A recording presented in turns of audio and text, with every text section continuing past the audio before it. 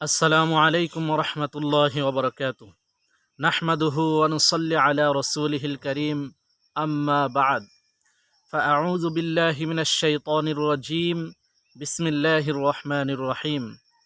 ওয়া মিন আয়াতিহি আন খালাকা লাকুম মিন আনফুসিকুম আজওয়াজান লিতাসকুনু ইলাইহা ওয়া জা'আলা বাইনাকুম মাওয়াদ্দাতাও ওয়া রাহমা।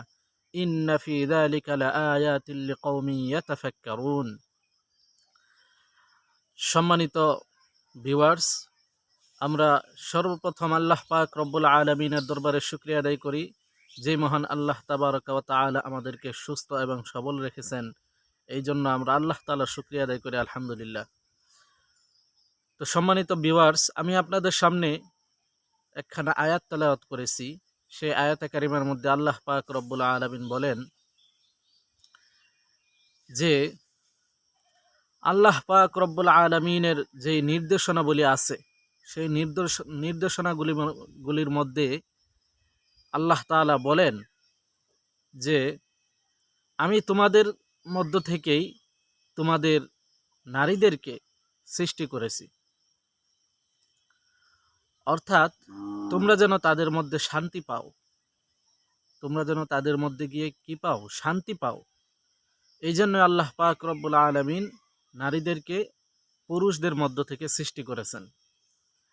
আল্লাহ পাক রব্বুল আলামিন যখন সর্বপ্রথম হযরতে আদম আলাইহিস সালাতু ওয়াস সালামকে সৃষ্টি করেন, সৃষ্টি করার পর আল্লাহ পাক রব্বুল আলামিন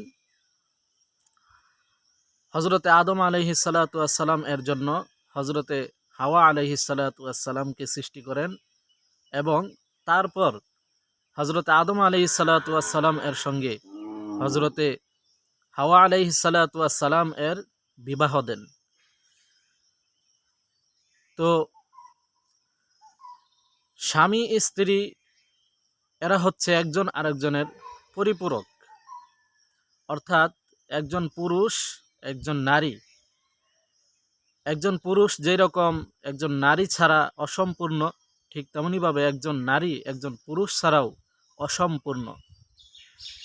একজন আরেকজনকে ছাড়া কোনোভাবেই পরিপূর্ণ হওয়া সম্ভব না, কোনোভাবেই না। এই জন্য একজন আরেকজনকে দরকার আছে, প্রয়োজন আছে। এই জন্য আল্লাহ পাক রব্বুল আলামিন নারী এবং পুরুষকে দুনিয়াতে সৃষ্টি করেছেন এবং একজন আরেকজনের পরিপূরক করে দিয়েছেন। এই জন্য আমাদেরকে বিবাহ করতে হবে। আর এই বিবাহ করা হচ্ছে রাসূল করিম সাল্লাল্লাহু আলাইহি সাল্লাম এর সুন্নাহ। এখন আমরা যদি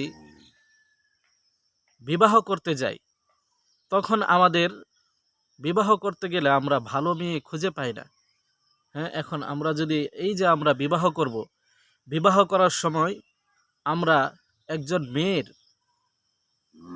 একজন পাত্রীর কি কি জিনিস দেখে আমরা বিবাহ করব, কোন কোন জিনিস দেখে আমাদেরকে বিবাহ করা প্রয়োজন, সেই সম্পর্কে রাসূল করিম সাল্লাল্লাহু আলাইহি ওয়াসাল্লাম তার হাদিস শরীফের মধ্যে বলছেন। হযরতে আবু হুরায়রা রাদিয়াল্লাহু তাআলা আনহু হতে বর্ণিত, তিনি বলেন যে রাসূল করিম সাল্লাল্লাহু আলাইহি ওয়াসাল্লাম বলেছেন যে তোমরা যখন বিবাহ করবে, বিবাহ করার সময় একজন মেয়ের চারটি জিনিস, চারটা গুণ তোমরা দেখে তারপর বিবাহ করবে। তার মধ্য থেকে এক নম্বরে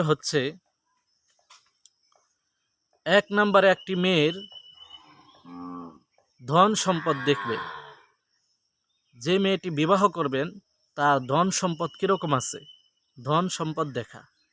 2 নম্বরে ওই মেয়ের সৌন্দর্য দেখা, সৌন্দর্য দেখতে হবে। 3 নম্বরে ওই মেয়ের বংশমর্যাদা কীরকম, বংশমর্যাদা দেখে তারপর বিবাহ করতে হবে। 4 নম্বরে মেয়ের দিনদারিতা দেখতে হবে, মেয়ে ধার্মিক কিনা, মেয়ে ইসলাম কীরকম মানে, এই জিনিসটা দেখতে হবে। এটা হচ্ছে 4 নম্বর শর্ত। এই 4টা শর্ত দেখে তারপর বিবাহ করতে হবে। তো বর্তমান জামানায় এই 4টা জিনিস একটা মেয়ের মাঝে পাওয়া, একটা পাত্রীর মাঝে পাওয়া খুবই অসম্ভব। এই জন্য আমরা যদি এই 4টার মাঝখান থেকে যদি কোনো একটাও যদি না পাই, শুধু যদি আমরা দিনদারিটা যদি পাই, একটা মেয়ের ভিতরে যদি দিনদারি থাকে, তাহলে আর কোনোটার প্রয়োজন বর্তমানে নাই। এই একটা জিনিস হলেই বিয়ে চোখ মুজে আপনি বিবাহ করতে পারেন। কারণ আপনি যদি এই দিনদারি দেখে যদি বিবাহ করেন, তাহলে আপনার সংসারে সুখ আসবে। আর যদি আপনি শুধু একজন মেয়েকে বিবাহ করলেন, তার ভিতরে দিনদারি নাই, কিন্তু ধন সম্পদ আছে, সুন্দর আছে, হ্যাঁ, বংশমর্যাদা খুব ভালো, কিন্তু দিনদার না, তাহলে দেখবেন আপনার সংসারে কোনো উন্নতি হবে না।